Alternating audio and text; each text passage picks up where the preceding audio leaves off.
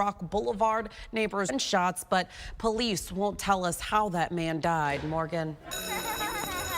All right, 5:45 now. We're just over a week away from classes getting underway, but one school program never stopped for the summer. It's helping kids in the city of Richmond stay on track in and out of class.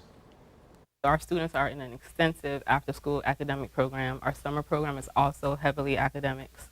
We focus on the STEM education, which is science, technology, engineering, and math.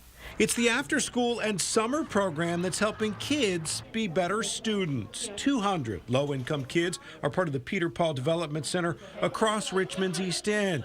The programs help fill in some of the gaps between home and school where a student might be struggling. That we're helping the school system so that we're building on what they're teaching during the day. They do things like keep them engaged in social activities as well as the educational portion of it, and it takes children to a higher level. Nationwide, 10% of kids are chronically absent, meaning they miss more than 18 days of school a year.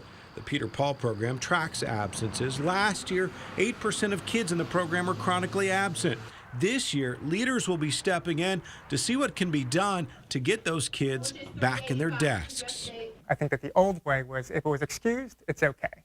But we know now because of research that anytime you miss school for any reason, whether it's a very valid reason or not a valid reason, young people fall behind. And that's especially true if young people are in poverty. Tanya Sims has seen the program's successes firsthand. Her son entered with behavioral problems, but thanks to the after-school activities, he's no longer getting in trouble. Her daughter was struggling with reading. When I enrolled her in Woodville Elementary School, she was in the 3rd grade, but her reading level was about a 2nd grade level. She's not learning disability, any of that. Her reading level is on point, and she's excelling past the right mark.